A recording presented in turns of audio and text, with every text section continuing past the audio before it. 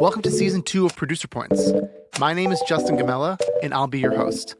I'm a producer and songwriter who's had the honor of working with some of the best in the industry. This season, we're diving even deeper into one-on-one conversations with producers, mixers, songwriters, and artists, exploring their unique journeys, creative process, and insights that shape great music. Join me for real talks, straight from the studio, where music and life intersect. This is Producer Points.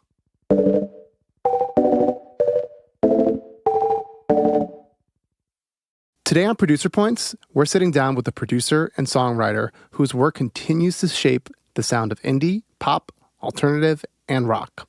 Whether he's building punchy, high-energy tracks or dialing into the emotional core of a song, his productions always hit that sweet spot between edgy and accessibility. He's worked with a growing list of standout artists, including Knox, John Harvie, Games We Play, Girlfriends, Caroline Romano, and Spencer Jordan. He's also a member of the band Loyals. His fingerprint is all over some of the most exciting new releases in the scene right now. Join me in welcoming Andrew Gomez. Dude, thanks for being here. Thanks, man. Wow, that was cool. I don't think I've ever been introduced like that before, and you never will again. Probably not. No, but dude, thank you so much for coming on. You're only the second Nashville-based producer we're having on. It's you and Gabe Simon. You and Gabe. That's so right. I think that's great company to be in. You know. Yeah. You were in Nashville for a minute too, weren't you? No, I was never. I did a Nashville trip, but I've never been Nashville based. I don't know why I thought that. No. I love Nashville. I did one trip there. I'm not sure if I'm going to do another trip, just because I love it so much. But I went there and I spent all this money on Airbnb and did the whole thing and brought all my stuff and time away from the family, which is the biggest thing. And everyone I worked with was like, "Oh, I'm in LA all the time," and I was like, "Yeah, no, we go out there a lot." Yeah, right. And I was like, sure. Cool. I even though if I was single, I would probably go in there more, but it's just it complicates things with the family to take a week-long trip just totally to fair. Right, work with people who come here all the time anyway, including you. We worked together and you were here with John. Yeah. That's why I met you.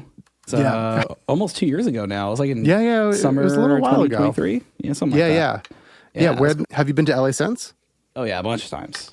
How often do you, as a Nashville producer, how often do you think is the proximal amount, not proximal, but the most amount of time you should be spending out here? I think early on for me, I was going out whenever I could, or even before that, when I had an artist maybe I was working with, and we had a lot of friends in LA to maybe write with. I still do that most of the time, but I did a few trips over 2020, I guess that same year, 2023. For the rest of the year, I went a few more times, and then again in 2024, working with a band over there. I kind of go when I have an artist or two that I want to write with or work with, and maybe them coming to Nashville is going to be longer or harder than me going out to them is typically when I do it. I do love going out there though. I was trying to get out there around early this year, but then the fire started happening. I was like, I'll wait a little bit. I'll wait a little bit. Yeah, you made the right choice. Everything here, it was January and February, everyone was just between the fires and, everything going on politically, everyone was just kind of in a funk. That's kind of what I felt. Yeah. So, and everyone was just you know what, we can maybe just wait until after Grammys and then get back to it. But now everyone's going hard. Everyone's dude. I feel thing. Yeah. That's how it is here. Yeah. I feel everyone woke up after holiday break this year, and dude, I've been busier the last couple months than I was every other month last year. Basically, I mean, it's been just notably busier for whatever reason this year. Yeah. So at first I thought it was me because I took some paternity time to but then I was no, I really think everyone is really doing a lot. I know so many people in Korea right now. So many songwriters are doing. That's just become the thing now. Everyone goes to Korea 2-3 times a year to do those things because K-pop is one of the few things that pays songwriters pretty well. It does. Unfortunately, yeah. So I mean, fortunately, but unfortunately, that we haven't shaped that up here. But we'll get into those topics in a little bit. As you and our listeners know, we start every pod off with how our guests got their start in the music industry. So, Andrew, where'd you get your start, man? Technically, I mean, if you want to do the whole quick thing, it's I got really interested in drums as a very young kid, and my parents were like, "Drums are loud. Here's a guitar," and so I started playing guitar when I was 8 years old. I was just into rock music. So for those trying to find my age. I just turned 33 last week. So born in 92. There you go. So 8 years old, year 2000, we have a lot of fun music going on around that time. And so as I'm growing up, I was very into rock. I also grew up in church as well. So I was always playing at church bands. My band actually, if you want to get technical about it, started as a band in my church. Now there's only me and one member left now after all these years. But we make pop music. We don't make Christian music or anything like that. Yeah. But yeah. I feel like that Christian music, like church, whatever worship setting is like such a great, throwing you in the deep end of like learning how to perform and how to be tight as a band. Because so many of the best musicians I know like came from that world. I agree. Same thing. I've been playing in a church or whatever since, 10 years old, something like that. And then through all middle school, high school, and like church bands. And then, one of our bands like said, what if we wrote like rock music? And then we just started like rehearsing just in our little youth room in our church. And then we, started playing. And around that time I was graduating high school, or getting around the graduating high school, which is really a few years before, I was kind of interested in recording music. I didn't know anything about it, didn't know anyone that did it, even though I lived in Nashville, but that was kind of in the 2000s. It was still very much about the studio. You go to a studio. There was not a lot of home studios. They were just starting to come up. I remember my parents one year for Christmas bought me, was it Sony Acid? Was that it? So they had a DAW way back in the day. Oh, I've never even heard of this. Okay, yeah, Sony Acid had a little DAW for Windows. Crazy. Back in the day. They got me that in this little interface, and I did not know what I was doing, as everyone does. Kind of got frustrated with it and went back to just playing in my band. And then fast forward a few years later, my band's finishing our first EP that we really just put everything into and had a budget to work on it. And what did you do in the band? I was playing guitar, just playing guitar. Okay. That's all I was doing. Just playing guitar. Wasn't writing anything. I was just happy to be in the band, just loved it. And this would have been like 17, 18 years old. I was doing this, and we're starting to tour around a little bit. And then our producer, when we were making this, our first like really big EP, at the end of the process, he called me one day and he said, "Hey, Andrew, have you ever thought about music production as a career?" And I was like, yeah, a few years ago, but I had a couple friends that went to school, and they're like, it's very hard to get a job and all this stuff. And, this would have been about 2010 or 11 whenever I had this conversation with him, 11 probably. And he's like, well, man, I just seen you in the studio, and like your attention to detail is like on a level of, I feel like you should, if you're interested, you should try it. And I was like, all right. That was all the nudge I needed. Like I knew like that would be cool. And I remember being in the process of making that EP specifically. I was just very, very locked in with what he was doing on Pro Tools, locked in with what he was like. I was picking up kind of things he was doing. But yeah, that year I went to my parents. I was like, all I want for Christmas is an interface with Pro Tools. Matt said, get this. And it was an Mbox Pro, the big guy, the third gen. Oh, you got the big one. I had like the Mbox Mini. Yeah. The third gen of whatever that last kind of edition they did. Or I guess they have a new one now that kind of looks like a DJ mixing rig or something. Yeah. I don't know. It came with that. Pro Tools and it just dropped. So it came with that. And then the 11 amp plugin, but the full version, and then a couple of other stuff. And dude, it was basically every day, all day, or after that. Over. Yeah, and it was great because I had a band to basically teach myself how to record. And I was just covering songs just for fun, just to figure out what sounds were, how to do things. And then fast forward a year or two later, maybe a year later, I got like my first paid gig to just produce a song. And it was just someone in our church at the time. And did that. Fast forward a year later, this post-rock hardcore band from Clarksville at the time, Tennessee, I knew the guitar player, and he's like, "Hey, do you record?" And I was like, "Yeah." And I did my first EP like in 2012. I think it was 2012 or 13, probably 2012. So what was it? $600 for like a whole. I produced, mixed, and mastered. Did not know how to mix. Did not know how to master. I was just like, I'm gonna do it. Just getting paid that early on is amazing. Yeah. But they knew I was gonna put the work and the time, and and I did. I spent a very long time doing that, and thankfully they weren't in any rush. They were a small band as well, but I really, I just kind of dove in and just figured it out didn't, there was YouTube was kind of starting to move a little bit on as far as like finding how to do things. It was all like, all the tracks sucked, honestly, on those YouTube videos, but I could extract like the sort of pseudo philosophy and kind of just doing it over and over again until at one point, fast forward a few years later, I'm part-time producing pretty regularly, at least like a project or even a song a month, on top of just my band was always recording. We're always doing stuff together, and I was producing stuff for my band. Where were you based at this point? Just Nashville. I've been here. I've been here since 2004. Okay, so you've been there. Wow. Okay, for a while. Yeah, originally Orlando. Family moved in 2004 to Nashville. I lived in Mount Juliet when it was nothing. Not that I guess you don't know where Mount Juliet is, but people in Nashville know where Mount Juliet is. I was there when there was just a Cracker Barrel and a McDonald's, and that's it. I basically was just doing the whole thing, just like working a job, producing friends basically on the side. My band got signed to a record label, and I was working on the pre-production for that. That guy, Matt Arcani, who like kind of gave me that nudge to start producing, kind of a mentor of mine. He basically he was always producing our band stuff, but that record I got to like co-produce, and I end up producing and mixing a song on there as well. Like all of it's me.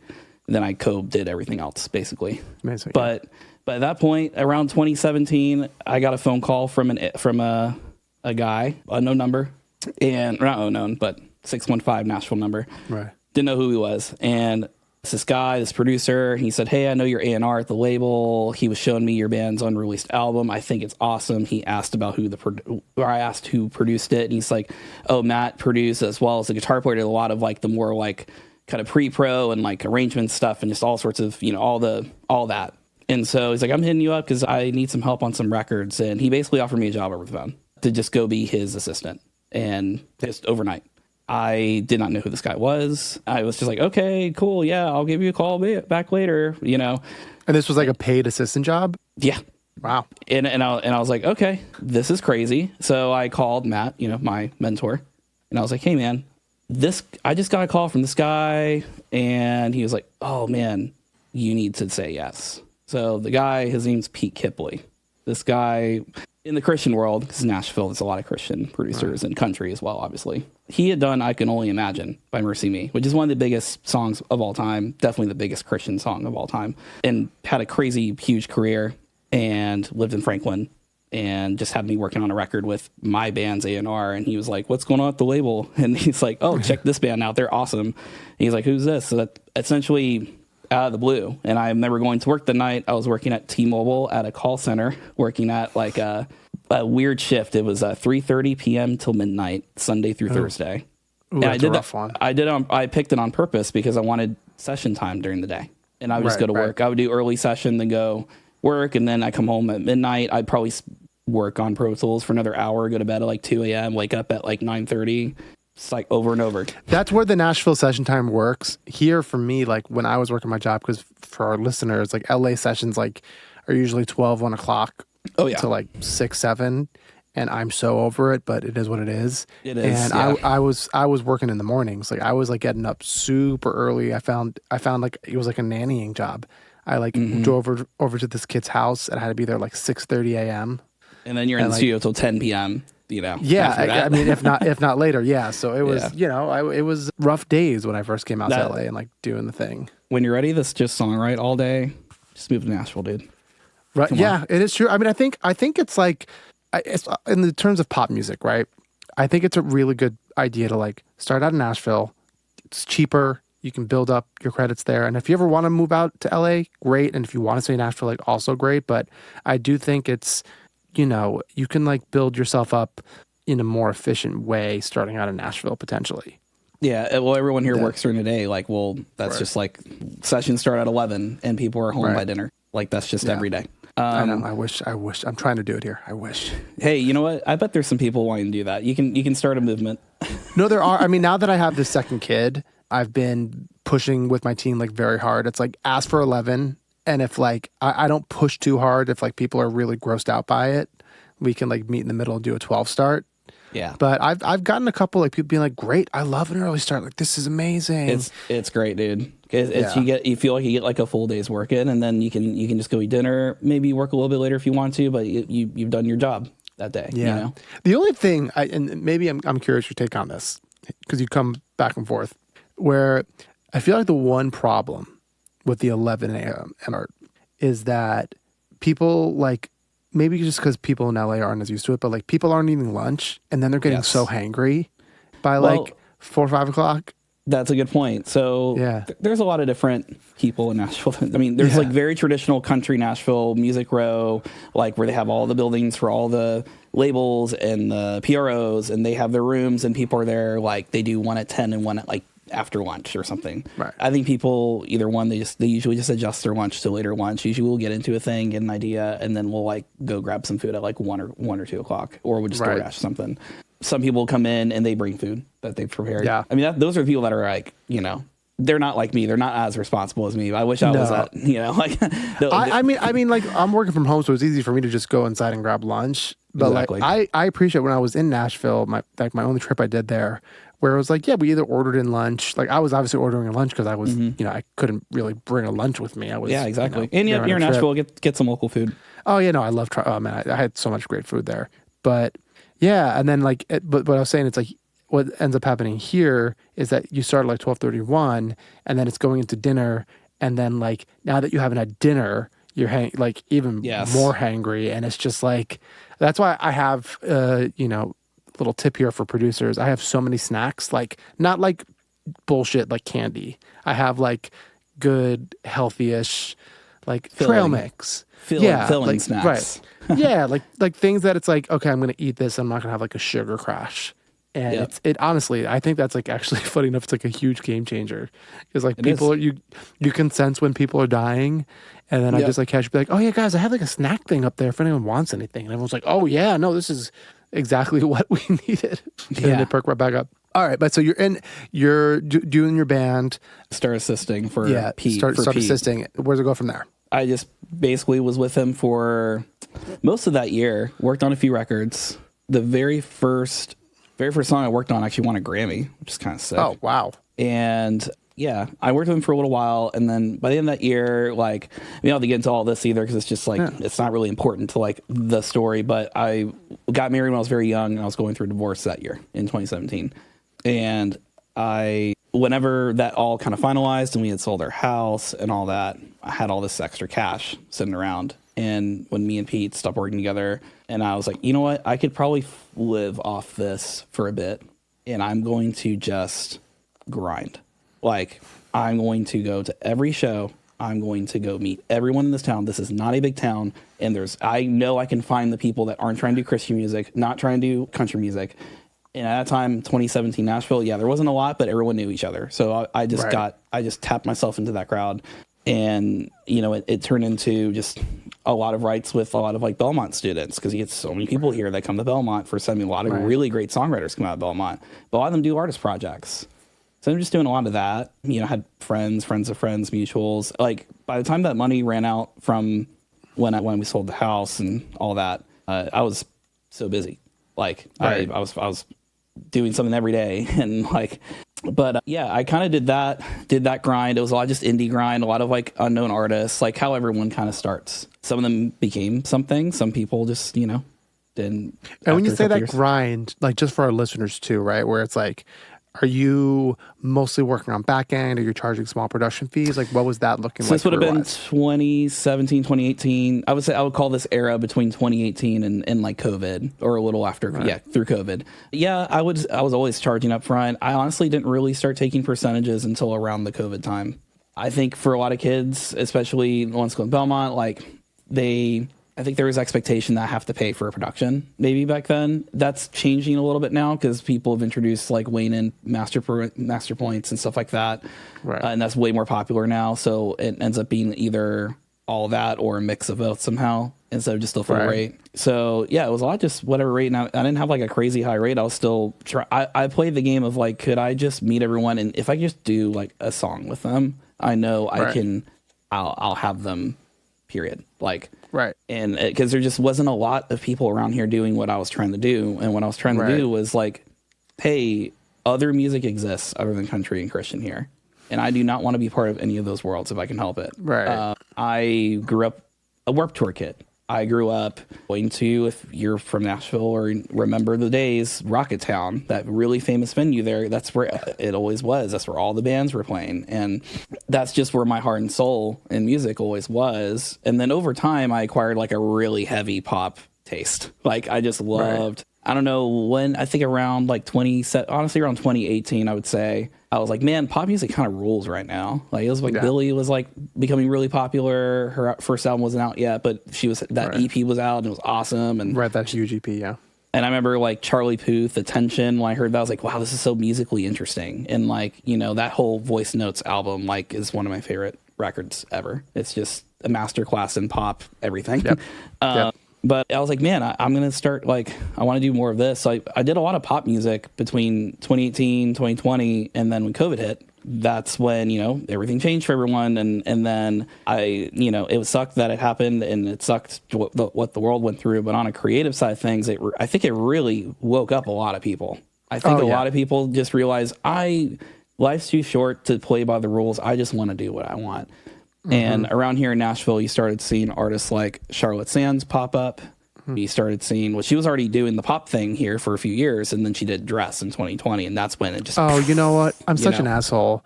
You're not the second. Rust was the second. Ruslan. Ruslan, yeah. Yeah, speaking of Charlotte. See, this is me being a jerk. I'm glad you brought it up. Dude, I mean, you're not supposed to remember where everyone lives. Come on. Well, Russ is like one of my very good friends, so I should. Okay. Well, he gets a public apology. He gets a public apology on the podcast and another name drop. So good, exactly. Yeah, he rules. He killed that song. You know, she was starting to pop off, and then in 2021, early 2021, I was put in a session via a friend of mine, Spencer Jordan. He's an amazing songwriter. If you're familiar with the artist Knox, I mean, he's written that new record that Knox dropped. He wrote literally 15 of 16 of the songs with him. Yeah, I mean, they worked. I mean, the one time I worked with Knox, Spencer was in there, and I worked with Spencer a handful of times, and he's just like such a lovely human and such a great writer. Dude, he's truly one of the best. But he was like, hey, my lawyer Rachel set me up with a write with this guy named John Harvie. He's a kid that just dropped out of college in MTSU, and he wants to do pop punk. And I think we could do something great because I know you love that. And at this point, I'd never been really given a shot to do that. No one was doing that around here. I mean, there were a few people, but maybe they already had their person, or maybe it wasn't really what I was into necessarily in that genre. There was no community here for that. As far as people that are trying to do something big or something great, it was just a lot of DIY and people that love that they're DIY. And no shame to that. I love those bands and that music too, but I was trying to do something different. And I was like, okay, a 21-year-old that wants to do pop punk, how great could he actually be? It's 2021. This genre more or less started dying by the late 2000s, and it's still a thing, and people love it. But even the punk music that's there now in the 2010s, moving to 2020, was not even my favorite era of that kind of music anyway. Which is really a lot of alternative music in the 2010s. That's why I moved a little more towards the pop land. I was like, I'm finding more satisfaction in this. But then, like him or not, the MGK record happened. Right. It's an incredible record. It saved the genre. I mean, whatever you want to say. I even say more like Travis Barker as well. Just Travis Barker, obviously Travis Barker. But as far as an artist that was new, he was huge record, and everyone wanted to do that after that record came out. And so I meet John. We do a session, and we write a song called "Bleach on the Rocks," and then that song went. Literally the next day, my day of demo is 90% of what the production you hear on the track is. We just we did the live drums, and then all the vocals are literally 1 or 2 takes. He just that makes sense with John. He just sang through the whole entire song after writing it 5 minutes ago. Yeah, and it's incredible, and we can't get a better vocal than it. No matter how many times we try. But so we did that, and he posted on TikTok, and it blew up. And before the song even came out, he was basically signed, and then we had a whole journey with that record, basically. But I would say that was when my career really started going, because I finally found an artist, and I found a community of people that we all wanted the same thing. Or even if we weren't doing the same exact kind of music, Knox was in that crew as well. I did his song Leg Day, and which was kind of his first big artist push. He really was oh, I'm gonna do the artist thing. And then a few months later, he wrote what ended up being Sneakers and all these other songs that now has propelled him to crazy success. But we did Leg Day as well, and just so many other cool songs, and Nashville's just become like a little bubble of a lot of fun, like upcoming alt kind of music. It's like a little alt music scene over here. I also call it Warped Tour Retirement Center because literally everyone lives here. Like everyone, they own a bar, they work at a coffee shop, or so, I don't know. The best bar in town, the best bar in town is the Fox, and is owned by and ran by the drummer of Cartel. If you remember the name. Oh, Cartel. Really? That's so funny. I know that Kev Sanders. I was a huge fan of Cartel when they were doing their thing. I always think it's so funny. Knox reminds me of Cartel in a big way. He does have a little bit of that vibe. Yeah, that he has that, and I love that band. So no, same. It's one bands ever. Dude, that's amazing. I love. I mean, honestly, that little alt Nashville scene is what prompted my first trip there. What was it? It was like I think it was 2023. It's like April 2023 when I went there. Sure. Because I was like, oh, like there's like this like thing happening, and like I love making music like that, but like not too many people in LA are doing it. So like that was really one of like the reasons why I went out there to do my trip originally. What got you? You were always in bands growing up, but how do you feel like? What gave you the confidence to be like, you know what, I can do this like pop punk, pop rock thing and do it as extremely well as you do? A couple of things, I think. I think there was a lot of pent up like energy for that for me my whole life, because even the band I was in, my first band in high school, which then we changed names and became Loyals later, like in 2015. Right. Even the first band, like we did like the rock thing, the alt rock thing. I mean, that kind of first big EP we did was kind of like, sounded a lot like Amberlin, if you know the band Amberlin. Yeah, I know. Yeah. I always had a whole nother side, like multiple different sides of other little subgenres in that side of music that I just loved and just never had an outlet to do anything creatively with. I love metalcore. I love pop punk. I love grunge. I love like that whole everything, all of it. And I only got to do like this little thing over here, and I loved it. And we did it the best we could, and then we ran that ship as far as we wanted to go, and then we reverted more to like an alt pop band, so with a new name.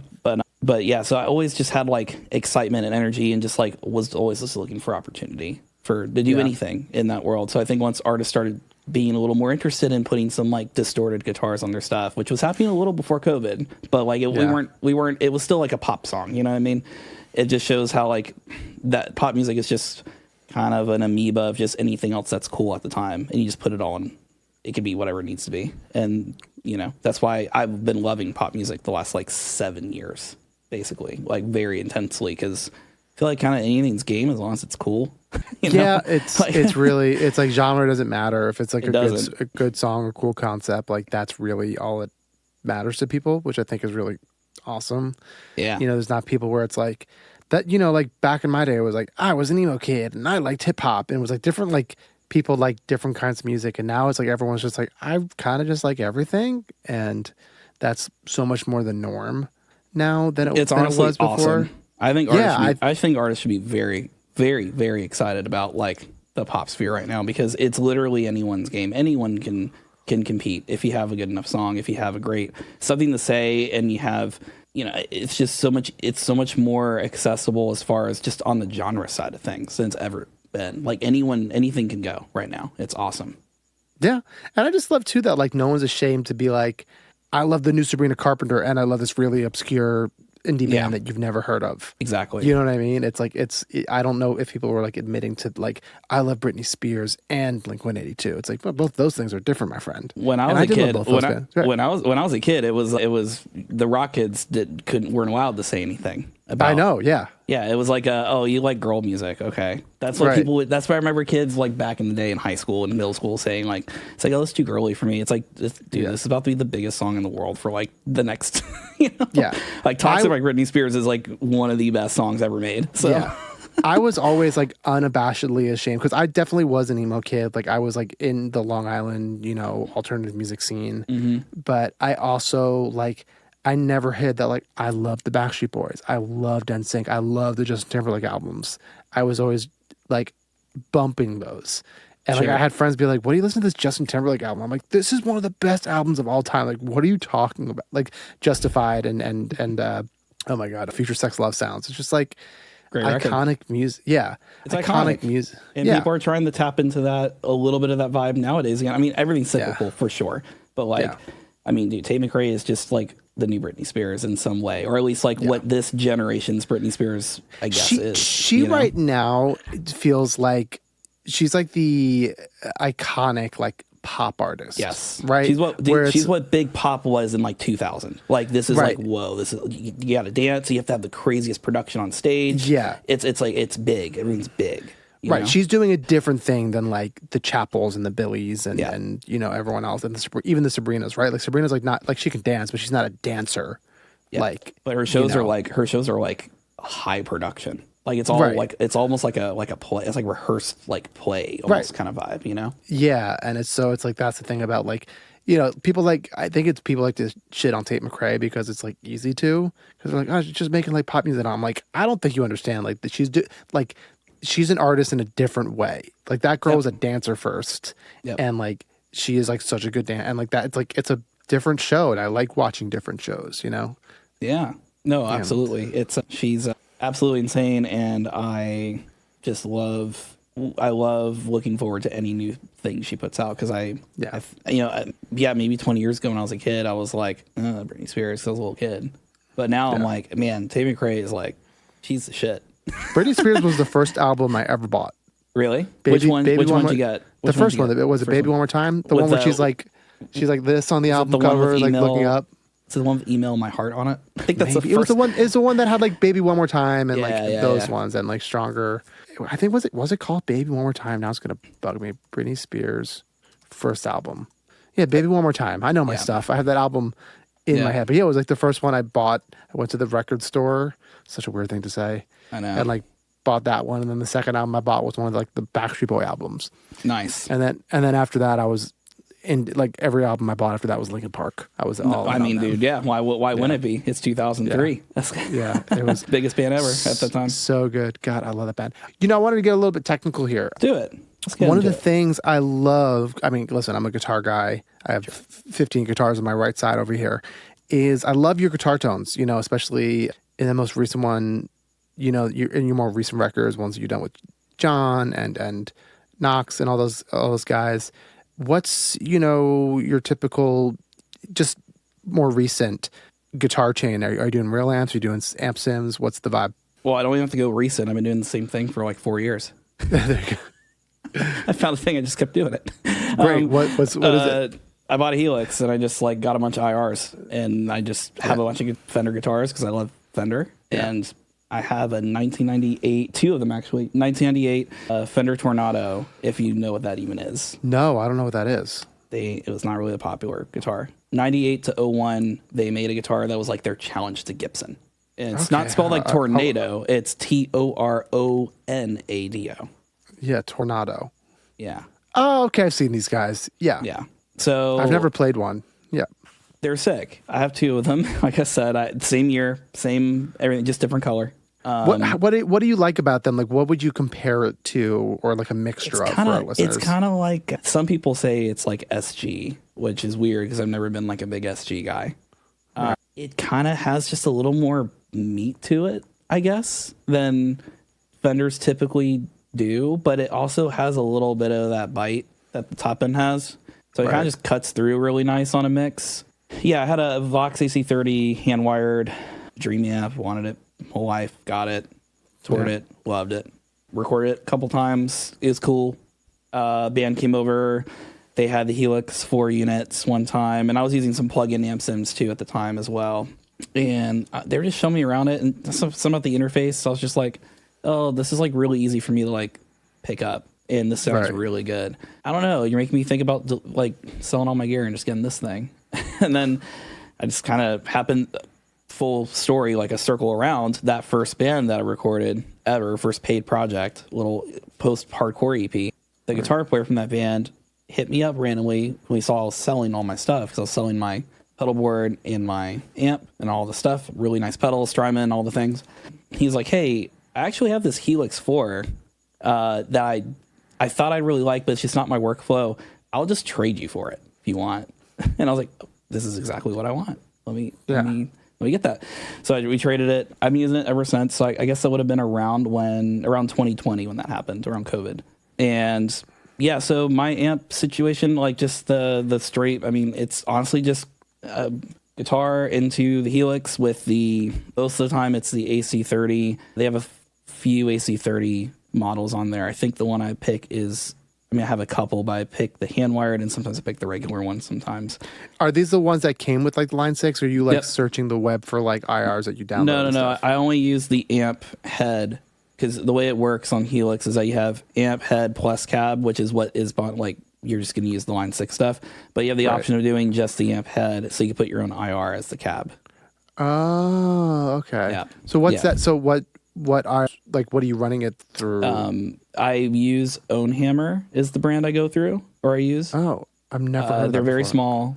They sound incredible. They have an AC30 pack that I bought years ago, and I think at this point they've rebundled it with more stuff or different other things. I mean, my pack I got is very old, but it's still up there somewhere. They have a ton of stuff. All their stuff. Yeah, is I'm looking at it right now. And so you load it into the Helix.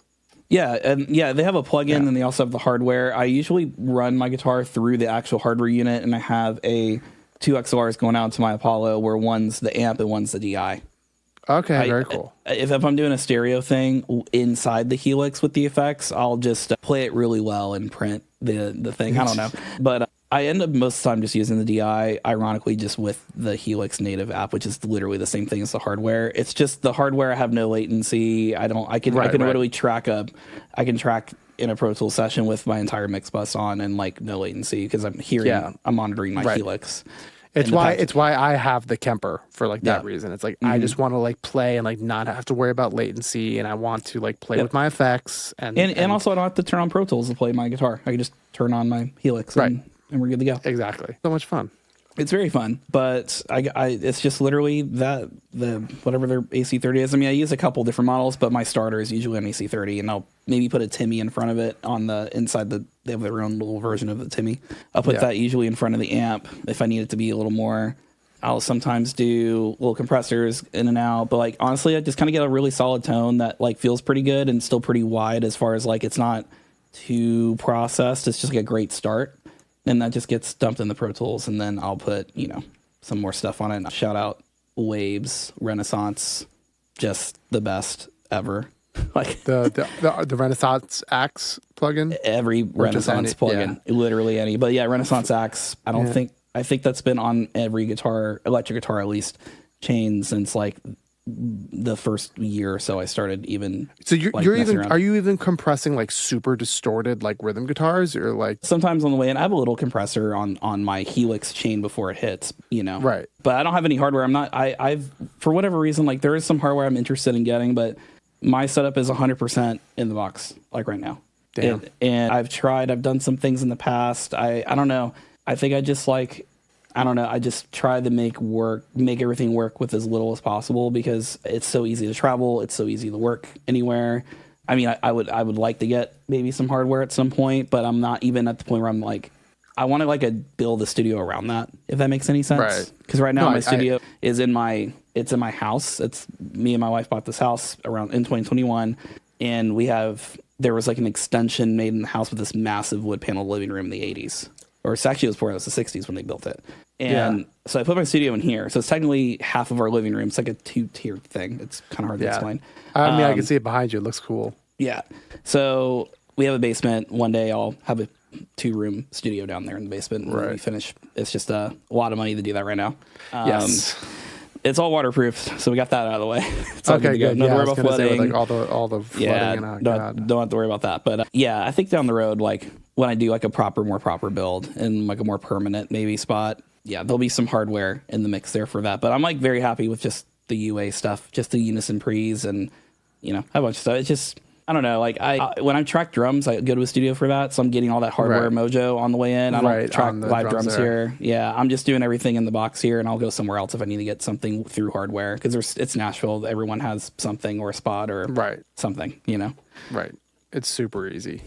Yeah. I think it's like, because you don't even need it. But what I tell people, at least producers starting out, is like, maybe have a good like outboard vocal chain. That is really the one thing I'm looking for. Yeah. That's about it, really. That's like the one thing where it's like, all right, like people sometimes like internally scoff if you're like, well, you got an SM7 going to Apollo. It's like, yeah, what's the problem? It's like plenty of great records made like that. Yeah. But it does help. Like it even like, because I'm such an old Jewish man and I hate leaving my studio. And if an artist is like, well, we can go to the studio, they have really nice stuff. And I'm like, I have just as good a vocal chain as them. Dude, no, and your place rules. I've literally been there. It's awesome. Yeah. It's such a fun creative space. Such a fun creative space. It's a cool vibe. It's definitely a little small. But yeah, but I mean, I guess I haven't really been to a lot of home studios in LA. A lot of people rent spots, but like that's easily my favorite one I've been to in LA. I love it. I built my studio because I wanted it to be very like, I wanted it to be more of like a writing vibe, kind of just like be able to chill and in a limited peaceful amount of space. That was the idea with it. And I already know what I want to do for when I hopefully eventually move out of here. But this episode is about you, not me. Speaking of drums, where do you usually like to go in Nashville to like record live drums? Or do you have a person you go to? What's the vibe There is a spot that I love. It's called Studio 2300. It's in East Nashville, right next to Mitchell Deli, if you ever heard of or know what that is. Everyone in Nashville knows where that is. So if you're listening, you know exactly. It's really close to that. This guy, Alton Charles, he's an engineer, drummer. I honestly cannot remember how I even was connected with him. I think it was during the making of John's record or when we started demoing stuff. I think someone in his crew knew him or said, hey, you should check this guy out. But yeah, it's just a sick spot, dude. It's massive live room. The guy has just so many cool vintage mics, like just so much. I mean, there's so much money on those drums, like at any point. And his control. Do you know what room, kind of board he's using? If they're using a board, he's going through an SSL. I can't remember what it is though, but if you went to his studio page, I'm sure it's all listed. Right, you could find it. Yeah. He has those undertone audio pre's. Yeah. Okay. Dude, those things are crazy. Yeah.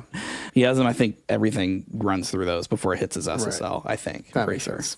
But it's awesome. I cut everyone to know the cuts are every really good drummer I know that I've convinced to move here or has moved here or we've met. And if they cut there once, they want to cut there every time. So what do you get out of those drums that you feel like you haven't gotten out of other stuff? Like what makes it feel special to you? I don't know a few other spots in town. Like I think there are other really good spots that are honestly probably even better for other kinds of genres. But for me, like a lot of the stuff I work on, if I'm trying to go cut a live drum, because honestly, a lot of the pop stuff I'm programming or we're using some kind of loop or something. His room just sounds massive, dude. I don't know how to explain it. I mean, that's really what it is. A lot of these studios is like the room is great and like, but it's not massive. So much of live. It's not massive like where I can't control things. It's like he has like mics in 2 rooms away that just, and then the hallway, going all the way down there. Like that's getting like your big sound, but like the actual in the room sound is it's very easy to control. It's just a great spot, man. It's really good. But I mean, also I haven't really cut stuff that would be very different than the big sound. So maybe he does have, I'm sure he has gobos or something to make like a tighter kit sound or something. But there's some other spots in town I've been to that have done that pretty well. Like they just put in a room that's really dead and, very popular Nashville sound. I don't have to tell you, but for our listeners, it's like live drums, 90% of that sound is in the room because you can drum a place and you can always do all that stuff to get like the exact sound you want. But when you want something that feels special and that, there's just, with the cymbals and the hi-hats and everything is just like doing a thing in a room. And IRs have gotten pretty close with like reverbs, but they're not quite there for whatever reason. I don't know why. Maybe it's in my head, but anytime I find like a new like room modeling reverb thing, I'm just like, ooh, this could be the one. And every single time I'm like, almost. I gave up on that a long time ago. I think I gave up after the studio. What was the UA one that dropped like a year and a half ago? Oh, it's the Sound City one. Yeah, that one was fine. I actually like that for a lot of things, but it didn't do for me the drum thing that I was looking for particular. But I do use it all the time on a bunch of other stuff though. The two I use a ton that I find to be actually quite usable, obviously not as good as a real thing, is Perfect Room by D-Nice. Yes. Audio. Denise, is that? I think it's Denise Audio. Denise. And then This other one that not many people know about is by that Sam Pura guy, by Purified Audio. Purified. Yeah, the Panda Rooms. The Panda, I really like that one. I use that one a lot. A lot of people love that. Dude, Matt Huber's been singing the praises of that one for a minute, and that guy can mix a record. So. Yeah, I use it a lot on like acoustic guitars, where it's like my room here is not very big, and it's like I'm also mixing in here, so I can't have it be too live. And so when I want that acoustic guitar to feel just a little bit more like alive, that's my go-to. Yeah. Right now, I like that one a lot. And yeah, they make good plugins. They also have this compressor that's really good. I love their stuff. There's one that I keep on my template all the time in the vocal bus. It's the SLP Q thing. Have you seen that? Oh, I haven't messed with that one yet, but I know what you're talking about. You should do that. Try it out. Go to the preset called "Take That Vocal to Radio." Put it on your vocal bus. I usually have to dial the high end back a little bit, but after that, it's awesome. I love that. All right, I gotta check that one out. Yeah, sick. The other thing I wanted to ask, just sticking to drums, is when you're making a demo, what's kind of your move? Because like obviously you're not recording real drums day of, right? No, for we're some not, of these like more rock songs. I've only done that one time, and it was really cool. And that was with girlfriends. So there you go. That is really cool. But what's kind of like your go-to to like be like? Do you like when you're doing the fake quote unquote fake drums? Are you like really mapping out every part, or are you just like kind of finding a loop and be like, cool, this is good enough for now? Like, what's kind of your way to go about that? 95% of the time, I am very detailed on the velocities. I'm very detailed on. I mean, also I just kind of work in kind of a sort of side of genre a bit more, so I kind of know the feel and tricks a little bit from doing it a million times. I think it's just all about getting the right sounds. Currently, I'm using a lot of the mixed wave Aaron Gillespie kit from Under Oath. Okay. It honestly works on a lot of genres. In my opinion, even better than the Luke Holland kit and a lot of the other kits that they've put out since before then. I haven't tried the one since, and I've heard good things. But is this like a plugin, or is it like it's drum Contact. samples? Contact. It's Contact. Okay. Yeah, and you can do the little multi-out thing where you get all your mics like you're tracking a live kit, and it sounds really good. And it also has he has a whole other B-side kit to it thing. He has like a Nashville kit for like Nashville rides, because he lives here in Nashville and does a lot of country rides. So he has like a button he can flip and just like. I know he's a buddy. I wonder if I can just like hit him up, be like, yo, hook it up. Yeah, I cut him once for a song. Yeah. It was so fun. Dude, he's great. He's such a hoot. That's also like probably my favorite band of all time. So, or if not, they're in my top 3 to 5 easy. But anyway, yeah, Nashville. Pretty sick. Drums, awesome. The programming, most stuff is programming. The only time I'm not getting crazy about I'll still map out a really cool, like a beat and have some detail, but I'm not going and hitting every little ghost note or anything like that. Right. Most times I'll do it when I know we're likely going to cut the song, and let me put some gloss. It's almost like the equivalent of like we got a really good day of vocal when I threw autotune on it and you sang it really well, and it like everyone thinks this is radio ready, but wait till I actually get in on the repitch and like go and like touch everything up. Like that's kind of the sort of similar comparison. Yeah, because I'm asking because I don't do real drums too often. I do it like on singer-songwriter stuff, and I love to do it when I can. But I'm always like, what part of the process do I want to do it? Because I love when the drummer comes in and I'm like, hey, here's what I had, play that. And then I want you to like do kind of your thing. And then they do a sick thing. And I'm like, now I want to base like my bass around that. I want to base my guitar around that. Sure. And then go back and like re-record that. Like what's kind of like, how do you like to, what's your, I guess, You want the flow, like the demo flow? Sure, like yeah, what exactly. Okay. Yeah. All right, so, and by the way, that 95%, the 5% is there are artists I work with a lot that either have their own drummer or have someone that plays drums on all their stuff. John's one of them. We've had many awesome drummers play on his stuff, but he always has live drums on his stuff. I will go, he knows this too. He knows we're gonna get the beat, and I'm gonna give it to Josh Manuel. If you don't know who he is, he played in the band Issues. Dude, I love that band. Yeah, incredible drummer. That band was like slept on, too. Dude, their last record was incredible. I know, anyway. Go check that shit out. It's so good. But he's going to cut him anyway. So I know kind of what he plays a little bit. So I'll kind of do like the template kick snare beat with whatever. But the fills and stuff, I do like very basic stuff. And I let him, I almost want to leave him a slate to build on. Right. The only times there's always maybe some specific things. I'm like, we need to play it just like this. But most of the time, I'm like, dude, just do whatever. Like, I know whatever you do you're going to pick up my foundation and just run with it, and it's fine. Right. It's going to sound great. Complete trust in him. But as far as demo flow, like we do a session or write, it really depends on the song. As everyone knows, like every song's different. Sometimes you do something a little different. Sometimes we're not doing that kind of vibe today. Maybe we're doing just an acoustic thing today, or maybe someone's in a hurry. So we just want to write this, get a quick work tape with acoustic, get out of here. If it's a full song thing, I'm usually not doing too much unless we want to start writing based off of a loop. Then I might be producing a little bit for like a second until we have a vibe in which we start like really writing. I would say honestly, most of the time, at least for me, like it's picking up an instrument and writing, like getting the hook or getting something down on a real instrument. Sometimes, depending on the kind of song it is, like it will be dependent on what like the beat is. You know, there's different genres, but for this stuff, like more of a rock thing, a pop rock thing, I usually have a guitar in my hand. I usually grab my Acoustasonic and I'm just like on that and figuring out chords, figuring out vibe, and then we usually end up writing either the whole song or a verse and a chorus, enough for me to get, like, I know kind of where this is going, and then I'll start usually doing drums first, and then maybe I'll do a scratch guitar thing, like, on my electric, but usually it's drums first, then guitars, and then I'll sometimes just do a quick bass MIDI thing as well, and I'll go back on a bass and do it later whenever like the rest production's done. Like usually one of the last things I do is go and track the actual live bass. Right. Yeah, and usually I like to get the demo to like a spot where I know we can get like a pretty good vocal with the vibe that's set. Even though if it's not all the bells and whistles are there, it's just like I know the energy. You'll feel the energies shifting between the sections, the pre-chorus, the chorus, and stuff, and that way we'll get a good performance and a lot of.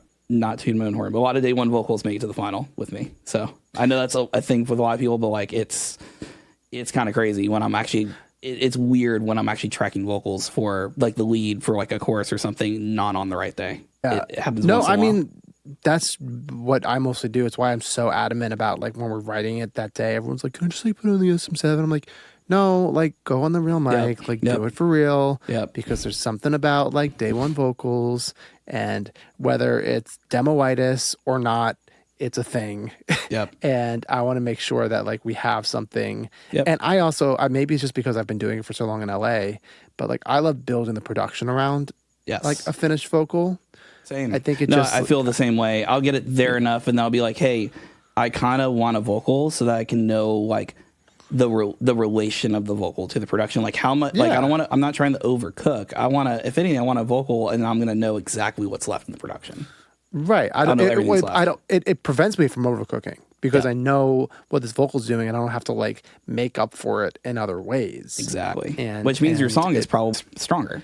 So. Right, exactly. It's like, I'm just such a firm believer that like I shouldn't have to do any like weird production tricks to like have the song, like be carried. It's like cool to have them in there, but at the end of the day, it's like it's ear candy and not like the thing that's being like, this song is good because that one weird stop you did, and it's like, well, no, that's not good. It's just it made it better, but it shouldn't be the only thing. Hey gang, I just wanted to pop in here to let you know that the best way you can help this podcast grow is to rate and review us wherever you listen to podcasts. It tells the algorithm to push our show to other listeners so we can grow. And it's one of, if not the best way to help support this podcast. So if you wouldn't mind, take a second to rate this podcast. Sharing it with your friends would be amazing too. All right, back to the pod. Speaking about your process, I'd love to go on to our first song deep dive. Let's do it. And for our listeners, our first song that we're going to do today is John Harvie's Bleach, parentheses, on the rocks. I listened to this record a while ago for the first time when I worked with John. Yeah. And I mean, it's such a fun, lyric and a really amazing track. But why don't you talk about the write of that song and how it all came together? Yeah, I kind of briefly touched it earlier when I met him, like, hey, my friend Spencer's like, hey, this kid wants to pop punk, whatever. John comes in within 5 minutes. I'm like, I love this dude. I mean, anyone that's met him, like, he's a very infectious kind of like, but he's not hyper. He's not a hyper dude. He's not yanking all the energy from the room. He's one of those dudes when he's in the room, like the vibes are good. Like everyone's just having a good time. I think for me, and like I hope he doesn't take offense to this, I think he's just a regular guy. No, that is true. I think that's what's very appealing about him. He just looks like your average guy. He's a nice dude. And that's how he was when I met him. I was like, dude, it's just like nice dude. And very quickly, within 15 minutes or so, I realized his knowledge of rock music. I don't think just music in general, but specifically like very niche stuff that was like, dude, you weren't even born when this was a thing. And like, how do you even know about this? Like, you know, just he's very dialed. But we, you know, speaking of Spencer, singing the Spencer Jordan praises a little bit on this episode for sure. He comes in and he's like, I wrote a chorus in the shower and I think it's really cool. Let me show it to you real quick. And he proceeds to play the entire chorus of Bleach, but in like the G, D, E minor, C, Nashville singer-songwriter way. It did not sound like Bleach, but the lyrics and like the general feel kind of idea was there. Yeah. He was like, basically, he was like, here's the thing I know will slap. Like, go and make it like how you need to make it. We loved it. I think that was John's like second co-write ever. Something like that. And his first one, I think, was with Spencer. And then I was like, cool.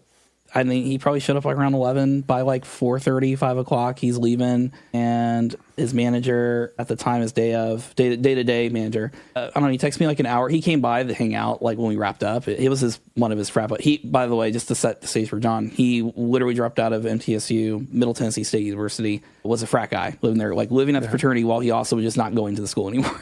And because all his best friends were there and he was just hanging out, doing frat things. Almost all of his team starting off was all of his frat bros. So it was just basically a unit of people that were like, fucking love that. Which is hilarious. But like everyone was like pushing. They were all like, I mean, Cabe, his day at the time, like he was very serious about everything. Like, I mean, it was very cool. It was very like, I don't know. It felt really cool to like even just meet people that like just had a passion like that, you know, like, because like I said, in Nashville, I just hadn't seen anything really in that world like that. Anyway, we write Bleach. I do the day of demo. I send it to Cabe and John, and I remember they had some like meeting with some publisher or somebody at some point or whoever.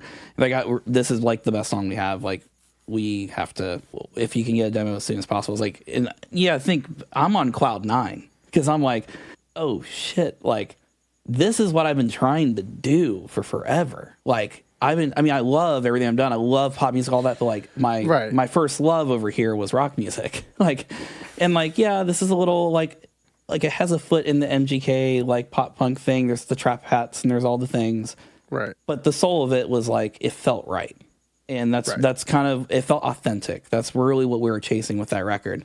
So he puts out the song on TikTok, does a little thing, little video. It completely blows up overnight. I said earlier, by the time the song came out, he had deals from majors, everyone on table. Right. He ended up signing with 300 Entertainment. If you're unaware, they have like Meg Thee Stallion and some others. They're more known for hip hop, but they were trying to build like a rock thing. We go make the record basically. But like, Bleach was just honestly, it was just so. That's one of the easiest writes I've ever had. Spencer walked in with the chorus, but also like... Yeah, but I also love it. It says a lot about John as like a young artist, his first time co-write or second time co-writing, right? Yes. Where I know so many people that would have like scoffed at the idea of a songwriter bringing in an idea that they had before. Yep. Which is like, to me, is so stupid. I mean, he'd been in bands and done like music stuff, but like, quote John Harvie, like, I'm going to quit school and go for it on the music side. Like, that was all new for him. Yeah. Yeah, I mean, I just like, just from a songwriter perspective, there was like this Ryan Tedder clip going around recently where he did like a talk and he was like saying it's like having like a chorus idea, even if it's just like a lyric, but bonus if it's a melody, is like a cheat code for being like a really great songwriter. And it is. And it's like something that it's why Spencer's having a lot of success, I believe. It's why that song, probably did well, because it was like, oh, we had this idea and he showed you his idea and you guys were like, fuck yeah, let's go. No, yeah. Like, there's no better way to start a session. It was just completely spot on. And John also always has vision, not just for the song that we're writing today, but like the project and where this fits. And like, he thinks like that. Yeah. Which is very refreshing to come into contact with, especially when someone new that's like operating like that. Yeah. But that's more or less like the little like story of the story part, at least the Bleach, Yeah. So, it's, I mean, I love hearing stories like that. I think it's so cool. One of the things that I thought was that you did really well, that I've always had trouble with, well, at least when I was doing more like the rock music, but was the blending of real drums and trap drums. And how did you go about that? Was that like, a drum bus thing? Was that just like using your ear? You know, how'd you approach that? So it's fun because that song was the first for a lot of things. I also mixed that song, which was like simply because there just wasn't a budget. Like John was literally like unemployed, living at a friend's house. Like, and so I was like, yeah, man, I'll take whatever you can give me in percentage, or I guess is fine. Right. And yeah, the trap hat thing, it's just like, for me, I look at it as, and it's something I'm always active, even today, I'm always thinking about this all the time when I'm working on productions, especially rock songs, stuff with like live drums, whether the program or not, it's a live drum, quote unquote, right? A real kit sound. It sounds great. You get a lot of bigness from there. Your top end, the problem with a lot of live drums for me is the top end. If you want to get that excitement you get out of hip hop tracks, you got to crank those overheads, which is especially when you're dealing with like, you know, like recording in a live room, like it's going to get nasty real quick. Yes. And that high end energy that our ears are very attuned to, that we feel that excitement from, just from how music has sounded in the last like 20 years, especially when hip hop really took over in the late 2000s. A lot of that's just high end hi-hat, drum machine stuff, like just tops, stuff like that. And so I do incorporate that like 98% of the time. It's like every like rock production. There's always some kind of other thing hanging in that high frequency range. Yeah. With John's new stuff, more recent stuff, it's definitely very present, but because there's just more elements like that in his music now. Right. But even like I was working on a song today, a demo for a song. It's very like Flyleaf coded. If you remember that band. Ooh, yeah, of course. Like that song All Around Me. It's like a little bit like that, like that kind of feel. It's very bandy feeling, but I still am putting like just little trap house, you know, just on the top end, just not in your face like an MGK record or a hip hop record, but just kind of sitting just under, like where if I mute it, like I hear those frequencies and that energy kind of go away. It's so funny because like back in the day, like there are so many tambourines and songs that you don't realize are there. I was also literally about to say like, I dare anyone to go find my just discography of songs, look in all the rock songs and try to find without a tambourine, because I think they're in all of them. Like they're always sneaking it in there, and it's for exactly that. Like it's controlled high end energy that you could just like. It's something I didn't start noticing until I was producer. Whereas like all these like they're in a ton of like Blink-182 records, a ton of Paramore records. Where it's like, what? I never knew that was there before. Percussion. It's all the high end is percussion stuff. It's not the actual shells in the kit. Yeah. The best advice I can get to someone doing like live drum rock music, go online, find or buy, just even if it's like a few bucks, just pay the dude for just going through the trouble. Just get a sample pack of tambourines in every BPM that you can just drag and drop to your DAW. Do you know about this website, One Up Loops? I've heard of it. Yeah. It's that. Yeah. Okay. You should.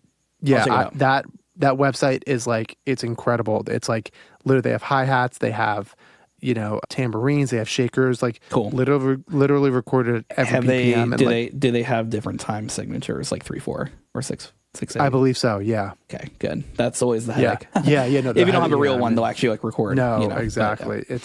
But yeah, it's oneuploops.com. I'm double checking. This is what's nice about the Zoom episodes, that I can like look and in real time verify. Yeah, oneuploops.com. No, it's like I pull it up sometimes in sessions. Everyone's like, wait, what the fuck is this?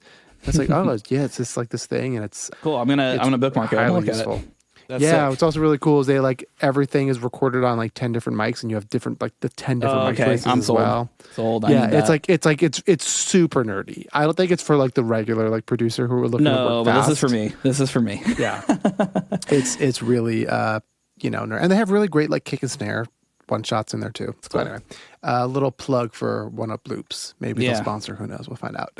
Yeah, they will kick back. But yeah, is there anything that you're doing on a bus level to kind of glue everything together? Do you kind of treat them separately? Just the drums or just drums, like mixing like the live kit with like trap? No. So like the way my template's set up now, and it's like way better and more organized. Like back then, dude, it was just like I was just flying by the seat of my pants still. But I had a template, but it would just get messy quickly. But you do enough songs, you grow up, you realize like, hey, it's time you have to. Yeah. And now I have templates that are way over stuff with just so much stuff ready to go. That way I can just like hit it and go in a session. But yeah, I have a drum kit folder in Pro Tools, which has everything under it.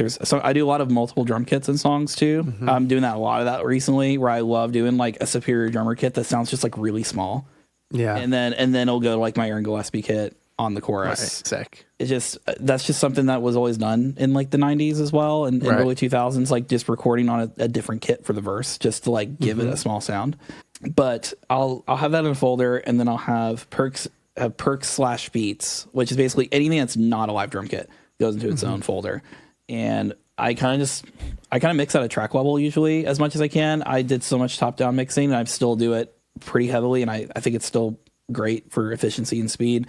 But the more time has gone by, I'm trying to get stuff a little more right at the track level, just because I send so much stuff to mix engineers these days, like as everyone I work with actually has budget for that, I guess, versus 7 years ago, 5 years ago. So I'm being more conscious of that, because I've been sent stuff to mix before where I'm like, oh, you've done so much on this bus, I have to go in and like make all of these tracks have a lot of top end or whatever. But like, isn't that the beauty of working in Pro Tools, that you can just like send them your thing? Yes, and then, that's been a savior for sure. That's been great. That's why I will never get out of Pro Tools for that reason. Honestly, like, I can. Yeah. It's been more also just been on there since day one, and like it's still the standard. Blah blah blah blah. I can go to any studio in the world; they're gonna have Pro Tools. Like I know it's like a language that I fluently can speak, and I can get anything done on it. I mean, but also I'm every day jealous of everyone else using Ableton and Cubase and all that, because I've heard Cubase is slapping now. That's what the word's been. Cubase is like kind of, if you combined all like the best parts of all the DAWs, that's what I've heard. You put it in there.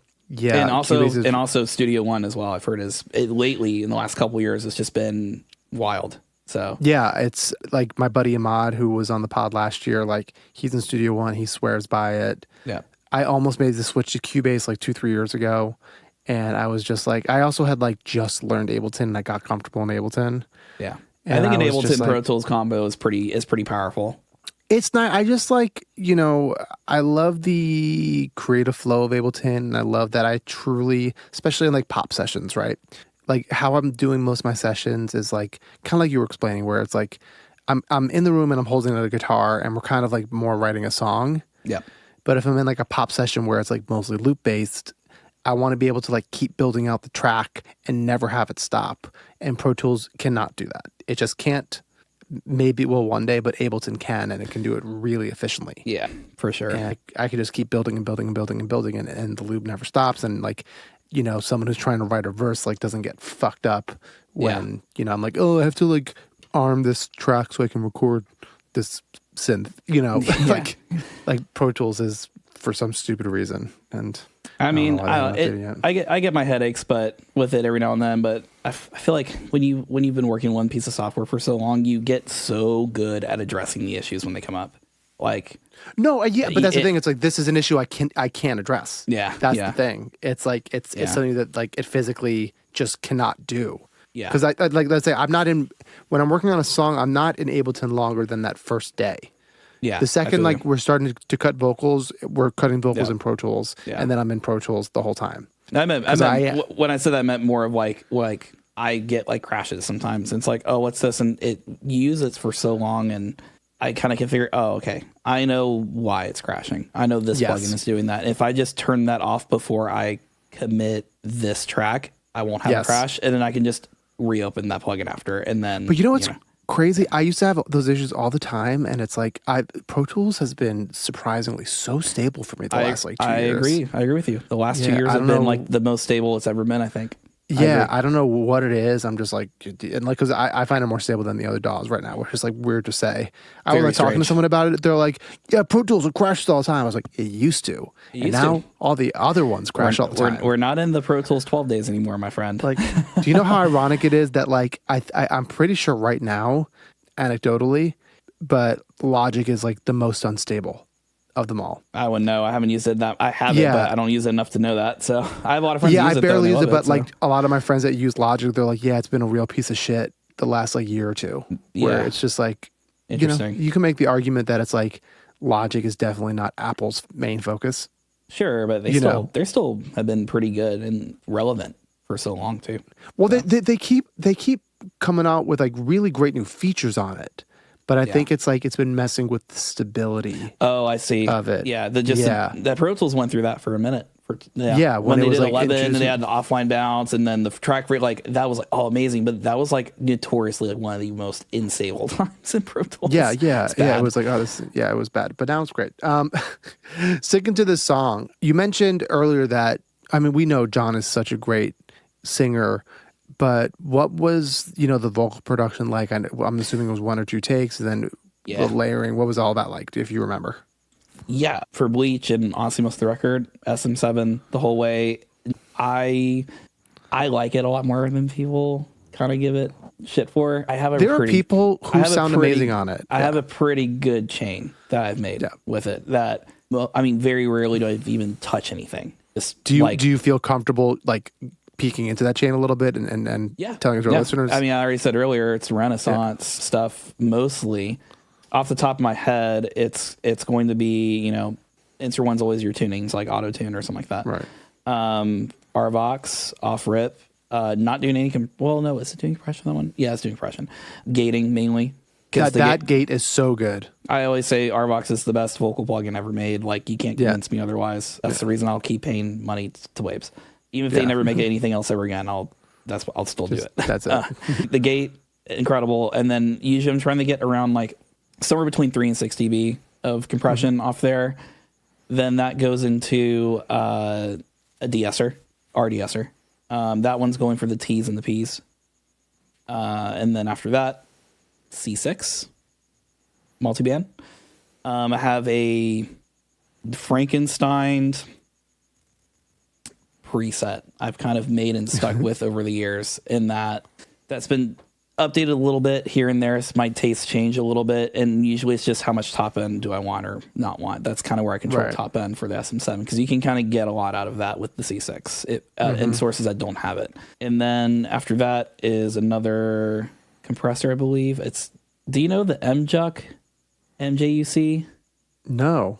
MJUC, it's like a $29 compressor from this German company. It came out like 15 years ago or something like that. I found it around when it came out, and we used it all over My Band Loyals, our first full-length record. We put on everything. I've seen this guy before. Dude, that thing rips. Like, yeah, I've never used it. But that's one of the most trusty, reliable $29 purchases of anything I've ever made ever. Like, it's been in my template for like over a decade.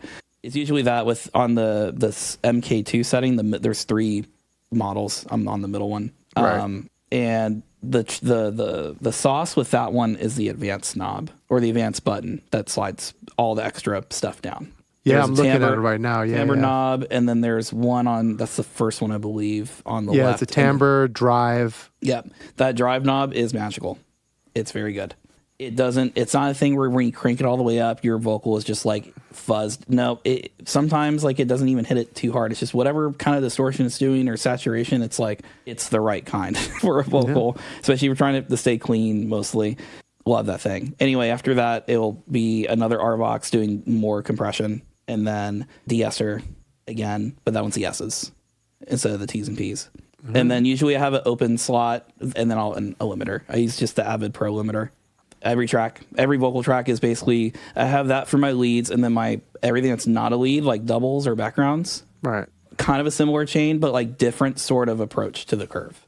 Yeah. A lot less of the mids and the lows, but still there. It's crazy because it's such a simple chain for an SM7, especially because you're not going through any outboard gear too.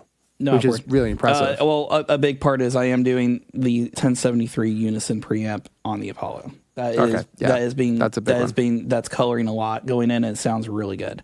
Yep. I also don't use a quad lifter. I use the Triton Fathead, the little guy they put just after the mic cable. I personally like it more. I think it has a little bit more vibe, just slight vibe. It's not like having like a preamp, but it does have I like it more than the quad lifter personally. It does enough of a thing. Very little, but it's cool. Yeah. But yeah, that's kind of more or less the vocal chain. Like, I mean, I have like little alternate channels set up for like, oh, this one needs to be like a telephone effect or something completely different. But usually the first few to get like the general tone are there, and then I have some slots open to like mess around, or I just print with the chain on it, then start messing around. Yeah. Dude, it's funny talking about telephone effects and stuff. I've been like on Reverb, and I mean, he's based in Nashville, Cole's Picks Vintage, like the microphone guy. I've just been like starting to collect like random like old microphones like this and stuff. Like this one I think I bought for like $80, and it sounds like super cool. And I got this like other RCA one now. That's sick. Oh boy, don't fall. Like this guy.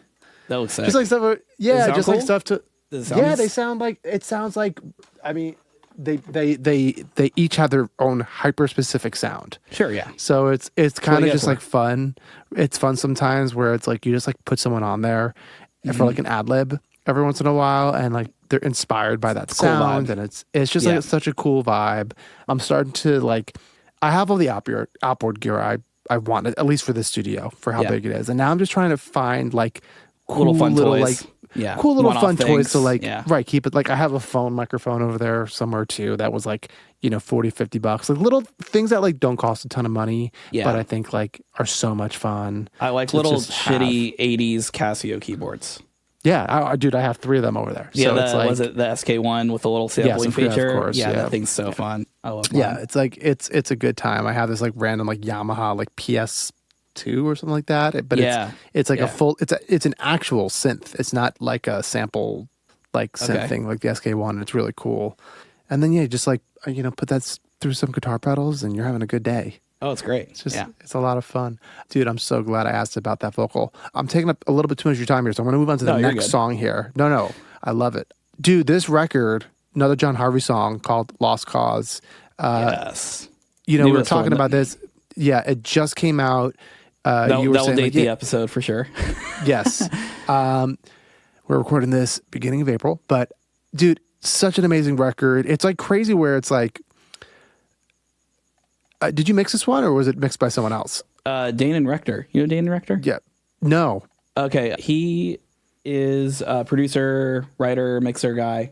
He's awesome. Really great dude. Charlotte Sands is like every, you know of Charlotte Sands because of Dane and Rector's hand in making all those songs. He produced everything. Cool. He was her drummer for many, many years. He just moved to LA, I don't know, like last year. Sick. All right. I'll check him out. You should. He just produced the new Under Oath record. And it's awesome. Sick. It's so good. Did Boys Like Girls last year or 2 years ago. Oh, and sick. Then all right. So he's doing the thing. Yeah, he's doing cool stuff. Betty Who, a pop project he's been working with. Ooh, yeah, I know Betty Who. Yeah, dude, it's like, you know, I know they're like very different records. Like this is kind of doing like a slight hyperpop thing, and it's like way more produced than Bleach was, but it was just fun like going from that song to this song and be like, whoa, different. Yeah, it's like, but it just like it felt huge. I heard a lot of growth in there too, as you as a producer, and I'm just going to shower you with compliments. It's a really great record. Our listeners, if you haven't listened to it yet, you should 1,000% go check it out. You know, again, just what's the story behind that song and that right? Yeah, so to kind of get to there, we have to like skim through like 4 years of what happened. We put out a record. Right. We put out a record. Like John, we do this like amazing like love letter to 2000s pop punk record called Told You. That's what Bleach is on. Such a fun time. He goes on these huge tours. He went off like Shinedown on the Plan Zero tour with Jelly Roll. He was opening for Jelly Roll, who was opening up for Shinedown. He did a whole run with that. That's crazy. Does the whole pop punk thing, and then we knew, even while we were making that record, that he was not going to stay pop punk. Like, this was like, we did what we wanted to do. Like, he said what he wanted to say. I know I had my fill, at least with him. It's like, I know, like, you're destined for way more than this. Like, we can evolve. Like, and he knew that. We wrote some songs even during that album cycle that were not punk songs. They'll end up being singles later on. But over the years, he kind of just, you know, he's independent now. Again, after...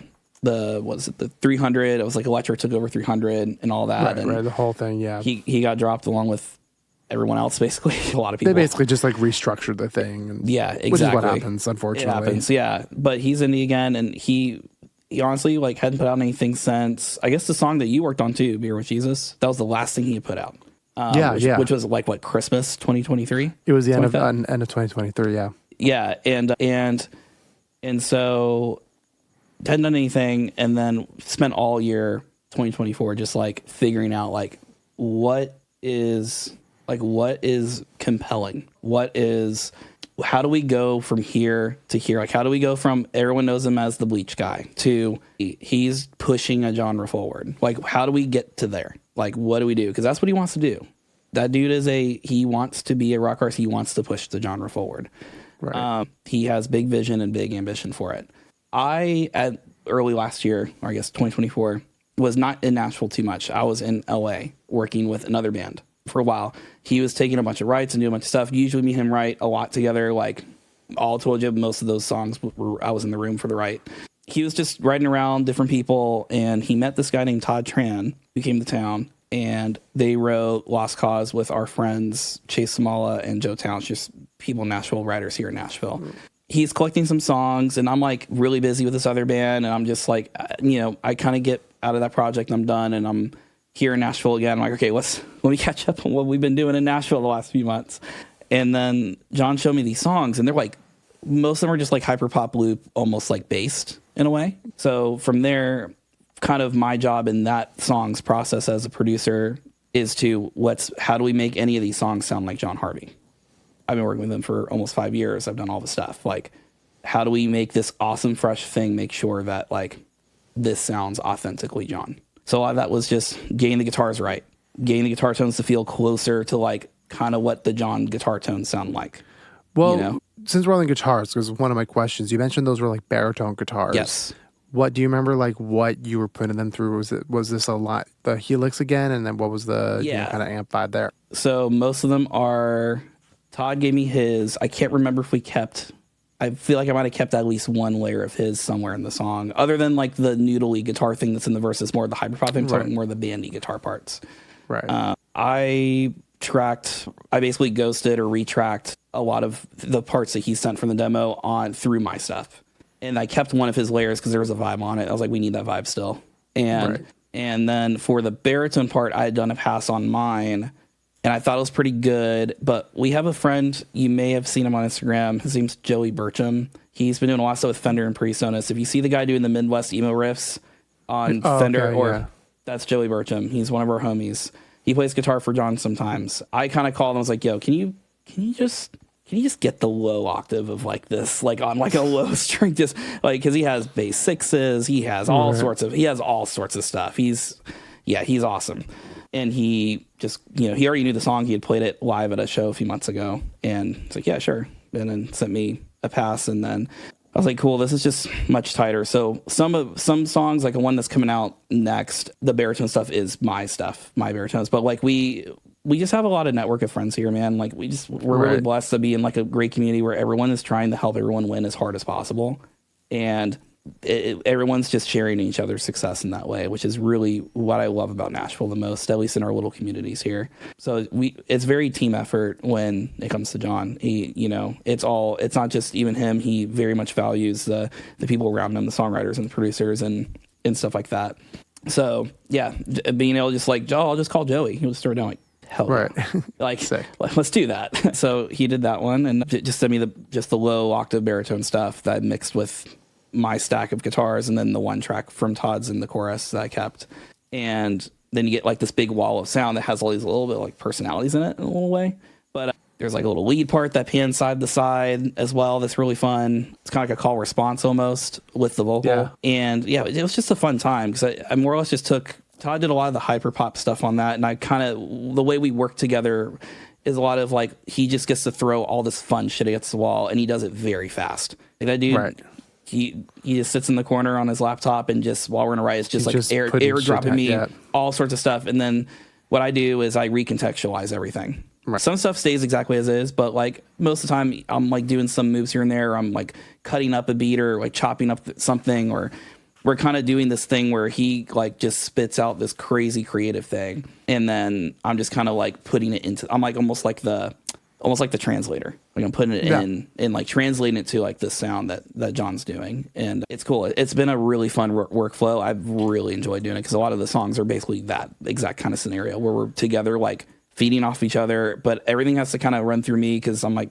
I guess more or less executive producing, if that makes any sense. Like I'm still over the whole thing. So I kind of get the stuff finalized, ready for mix. And so it's just kind of like, I'm just keeping aware of the entire time with this song and all of his other stuff. Like, does this sound like John Harvie? That's the only thing I'm wanting to answer. Because I know if it sounds like John Harvie, it's going to be good. I just need to make sure it sounds like John Harvie. Like, yeah, dude. I mean, I think you did it. Like when I heard this record, I was like, okay, he's doing a new thing, but like I'm not like, whoa, this is something so far. It's like kind of what you said. It's a more push forward version of himself. And I don't know, dude. I love the song a lot. I'm super glad that we were able to do it for this episode. Yeah, it literally came out like last week or something. yeah, a couple of days ago. So I was super stoked when I heard it. I want to go on to our gear spotlight section here. Oh yeah. And we've already covered some gear too on this. This is nice. I know, yeah, we've covered a bunch of gear, so I'm curious if this is something that we might even have to cut out. What's something in your studio right now that could be something you've had for a long time, could be a new toy that you got, but what's something that's really been inspiring you lately, or that you just keep going back to and using a ton? It's gonna probably be a guitar, because like I said, I don't have a lot of outboard stuff, but I mean, honestly, like something about that guitar, man. The Tornado. We've been having a lot of really shitty weather in Nashville. March and April turned into tornado season for us. I know. It was never here. It was never here for the 20 years I was living here. And then suddenly it's like every year we're expecting, and we've been having some really very scary weather lately. But I like rarely have a bag ready to go, because we have a cellar and a basement, especially when the tornado sirens start going off. I mean, I have a bunch of guitars. Like if it's like an emergency thing, I don't have time to prep, like, which you don't with the tornado. I'm always grabbing my laptop, my hard drives, throw in my backpack, and I grab that guitar. So that probably answers that question. That's really great. Yeah, so I love that. 98 Fender Tornado. I mean, it's not the greatest thing in the world, but it's mine and I love it. So yeah. Dude, it's just like I don't know if I could choose one guitar that does that for me. Maybe just this like acoustic one that I have, but it's like it's not even one that I love. It's more sentiment. Like my grandmother got it for me. Sure. It's just like Martin that I got. But actually, you know what it is? It's this one here. I can show it to our viewers. It's one that I had like custom made, but it's a Mexican Fender. Oh, that's the thin line one, right? But rubber bridge. I had a rubber bridge installed, and it's tuned down to a baritone. That sounds amazing. Yeah, so it's like a guitar that is like, I don't know, no other guitar really sounds like it, for obvious reasons, because it is kind of one of a kind. But all right, we're gonna go on to our next and last segment here that we do on every Producer Points, Plug or Unplug. You know what it is, but for potential first-time listeners, this is the part of the show where I bring up a plug-in, a piece of gear, instrument, whatever, and you hit me with plug if it's something you'd love to use, unplug if it's not really for you, or bypass, make inactive if you haven't used it yet. Sure. First one, Acoustica's Ash Clipper. Bypass. Don't you know what it is? Damn. No, it's a good. I mean, like all of Acoustica stuff is unfortunately super expensive for plugins, but this clipper is like it might be like the best clipper in the game. You're speaking my language, really, so I need to check it out. it's kind of like if I'm like I need to get something really loud. Yeah. Like a mix. It's like that's kind of like what I'm going for. So like I'm not using it on like my singer-songwriter stuff. Sure. But when I'm like, ooh, I want this to bump. Yeah. Like honestly, if I did that John Harvie record that we were just talking about, like I would have put that on like on the mix bus. So we definitely have clippers all over his stuff. Oh yeah, of course, yeah. So mainly but this one sit with K Clip's the one I usually go to. Yeah, K Clip's great. That one's like a good one that like Ash Clipper is like it because it's so CPU intensive. Like I wouldn't be placing it any like too many spots. It's like for me, it's like mostly buses. Yeah, and put it at 4-8 times over sample. When you're bouncing it out, kind of a thing. Next plugin, the Safari Pedals Camel Strip. I have seen this, but I have not tried it. Yeah, it's a good one. It's like I really love what Safari Pedals is doing, but it's like an effect strip. It has like a EQ on it. It has like a, if I'm remembering correctly, let's see, I should just like open it up and look at it again. This is what's great about the Zoom ones. It has, now it's going to bug me. Right, it has a plate and a spring reverb on it, and then a compressor on it. So it has like a bunch of stuff that's like already there. So it's like really good for like guitars or even like a vocal ad lib. It's really good for that too. Just like instantly you can click a couple things and you're like, oh, it's different and it's doing a thing. It's a lot of fun. I mean, everything they make, Safari Pedals, is like really good. Yeah, no, I haven't checked that out yet, but I'll no, yeah. Honestly, I've barely used that plug. I've used it like 2 times, I think, and I've had it for a year. So. Oh, really? Yeah. Next plugin. I'm curious your take on this one. Guitar Rig. Unplug. Yeah. What do you like about it? I mean, it's not that, I don't think it's bad. It's just like, even when I was doing purely amp sim world, I think I'm kind of one of those guys, especially when it comes to guitar tones or maybe stuff I'm going to be using in every single song or session. I kind of just like, whatever the first thing that gets me excited, I run that and I just Frankenstein that for years. I Frankensteined that 11 amp from the Pro Tools one that came with, Pro Tools, I guess, but the full version that had all the actual models on it. I used that like pretty much, that's all I used until I got the Helix. And now I've just been using Helix. And then I've used some of the UAD amps as well because they do have some good stuff. I like their the bass new stuff. ones are really good. Like the ones that are part of Spark, like the Ruby one and whatever. Is like I used it for the first time the other day and I was like, oh, like this one's pretty good. I have used Guitar Rig in the past though, because back in the day, some people that been doing this long enough will remember they were kind of the only ones that had the Digitech Whammy emulation. Yep. Yeah, they were like the only one to have it. So even if you were using another, I did this. I would just have Guitar Rig with just that, but I would use like whatever else I was using. I was just using that for the effect. I know. I've always had a whammy pedal, so it was like kind of nice. I just like I've always loved that sound. I still have my whammy pedal. It's just like it's too much fun. So fun. And it does like I don't know. It does a thing that like at its core, it's just a pitch shifter, but like it's really is its own sound for whatever reason. Yeah, whatever that algorithm is. All right, next plugin. Speaking of clippers, this is another one. JST clip. Oh, absolutely plug. 100%. I use. What do you mostly use it on? Track level stuff, not buses. Yeah. I do sometimes do it on drum bus though. It's JST. Like I use a lot of JST stuff. You kind of have to if you're in the rock world. I just checked out the Howard Benson one, the vocal. Is that one good? I haven't used it yet. It's not my favorite workflow, but I can't deny how good it sounds. It's one of those things where it's not like it's not the layout I really like that much, but like the stuff I'm needing to get out of it, I can get there very quickly with a preset and do a couple tweaks. And it's like, it kind of is like, it's kind of like, it's kind of like the next plugin. It's kind of like what probably you're going to say at some point. Yeah. The next plugin here that we ask on every producer points, it's a good segue. CLA vocals. It's Unplug for me, but it's not like a dig.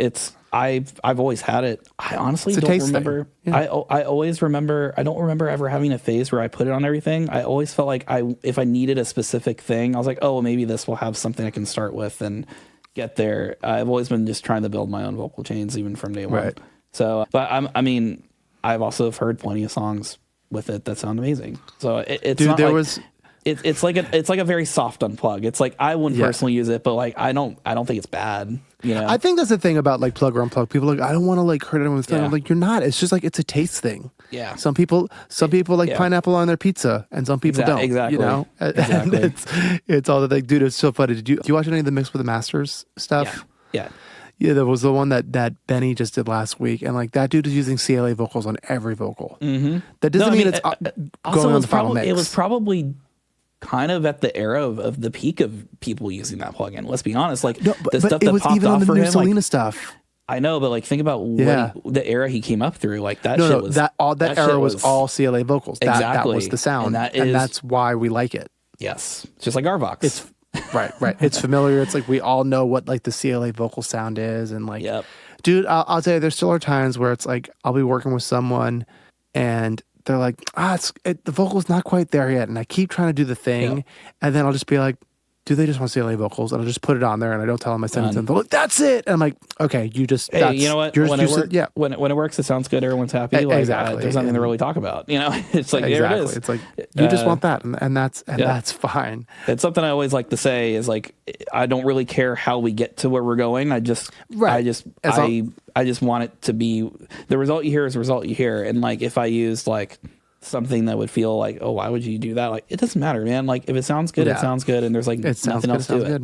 There's nothing else to it. Last plugin is a plugin that is usually a pretty widely used plugin that most people use. For you, it's Sound Toys Devil Lock Deluxe. So anything Sound Toys is goated. Like, for me, it's like Renaissance. If not this would happen really, but if I just had to like lose all my digital purchases, which I guess you can't, maybe you could. Hopefully we'll have to find that out. If I had to start off with all from scratch, it would be Renaissance. It would be Sound Toys. Not even all the Fat Filter stuff, but at least Pro Q and Pro L. And but Sound Toys can get you very far. It's not, you can't do everything. Like there's no like just straight up EQ on it. You know what I mean? There's not a lot of utility plugins. It's all sound design and shaping. Yeah, so great. Listen, there's a reason why they hardly make plugins, and everyone still is like, yep, these still They are barely the have best. to they don't even like update them other than just, they don't have to do anything. They've been perfect for 20 years. Yeah. Apparently they're coming out with a new plugin soon. I forget what it was, but someone told me they went to NAMM I'm very and saw. excited. Very excited. Yeah. Very excited. So we'll see. It's how been that a goes. minute. I'm sure it's going to be good. We got the plate last time, right? It was a super plate. The plate, and the plate's great. It is good. I use a lot I just go to Effect Rack. If I want to pick up a Sound Place plugin, it's just Effect Rack, because then it's the way to do it. Then 5 minutes later I get lost in the sauce and make some way cooler things like, we can add Phase Mistress to this. We can add and we just put like a 1% or 2%. Right. And it's only one plugin slot. Yeah, it's awesome. Yeah, I can't recommend it enough. Yeah. Well, dude, we're going to wrap here, but this season, before we wrap, we've been asking our guests to give their younger selves or some of our, younger producers just starting out a piece of advice that they wish they heard when they were first starting out. Could be something you tell people now, something you heard. What's something you would tell our listeners? If you're starting out, I would say I do get a lot of producers that are coming to town that do ask me, or we go and get coffee and they're like, or people moving to Nashville and they're like, how do I integrate? And I was like, you have to care about the people you're working with. You have to care about them. You don't need to be everyone's best friend, but you need to be a friend. Mm-hmm. Maybe in some other cities it's a little harder to do that. Maybe the culture is a little different, but at least here, like you're getting to make something with the person that, no matter your skill level, you can be a beginner, you can be a professional, you can do it 20 years or 1 year. They're coming to your place, your studio, whatever, and you're going to go write a song, or maybe they're bringing you a song, and it is your job to make sure that they shine through the song all the way. Like, it is them. And at the same time, like, you're not going to get there unless you build a connection. I know other people that have been on this podcast that have said similar things too, where they like, when I first meet someone or we do it right, like, we're not immediately writing the song. We have to sit down and I have to get to know you. I'm not going to be able to do what I do without context.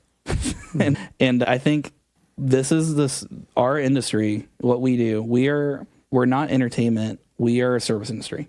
We are serving others. We are helping them get to where they need to go. And I think having that context while you do the million decisions you have to make while working on a song, and then like figuring out the cuts and doing all the stuff and doing all the things, like if you are a pro like artist and you're very pro, like I'm serving first most the song and also you, like that's first. That will get you very far.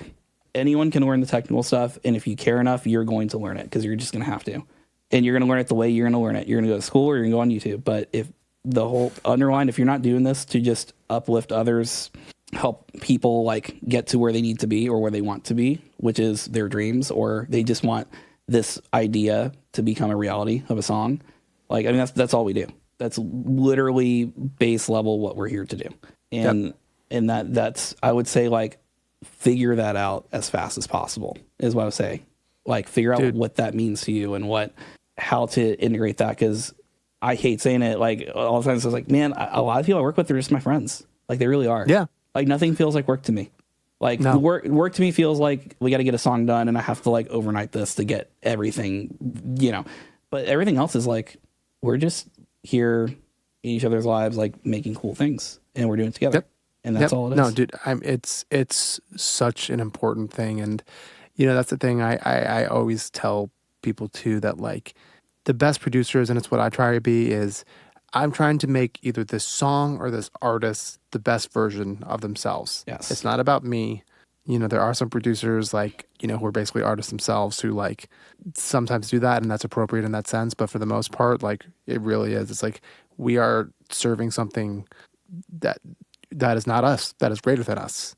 And it's this record that is going to outlive us. Yeah, it's forever. And everything we're doing is forever.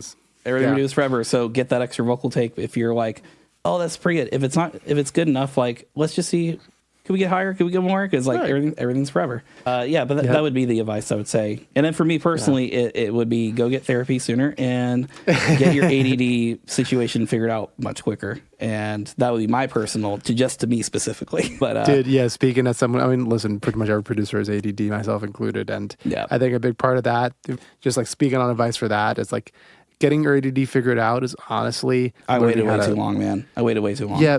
I had a couple jobs that kind of forced me to like do it sooner, and it's learning how to keep a calendar and staying organized. Because like to me, it's like it's one of the biggest things with me and my wife. It's like if it's not on the calendar, it is not real. Yeah. So it's exactly that's the biggest thing is and the other thing too, now that we're on the ADD grind before we wrap here, is biggest thing that's helped me is the do it now, not later approach. Yeah. Where it's like, if you remember something, you're like, oh, okay, I'll do it later though. It's like, no. Do it now. That's my life. That's my whole life struggle right there. Yep. Yeah. It's like, do it now. Do it now. Stop it. Take care of it. If you've got medication, whatever you need to do, go talk to a professional, get it done. And I promise you, as someone that did that and hasn't been like on that path for a long time, just in the short amount of time I've been on it, I can tell you right now, it is. I mean, it's potentially life-changing now, but it will be life-changing once it's like fully, like I'm like, when I can look back after like a year and see like a comparison, it will be. Dude, 100%. 1,000%. Therapy is great. There's also good plug for the Sona Foundation. Sona Foundation is offering, like, for songwriters and producers, you make like under a certain amount of money, therapy services. So check that out. A couple publishers are starting to offer it. Yeah. So it's always important to promote mental health. Well, dude, thank you so much for coming onto the pod.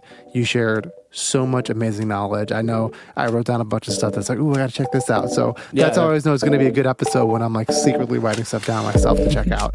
But thank you to you. Thank you to our listeners, and take care, guys. Thanks for tuning in to Producer Points. Your support means the world to us. If you enjoyed this episode, don't forget to like, subscribe, rate, and share with fellow music enthusiasts. For an encore, check out our Spotify playlist featuring all the songs we've discussed on the show, giving you the perfect soundtrack to your creative journey. Additional audio and video editing for this episode was done by Nathan Rebello. Until next time, this is Justin Gamella.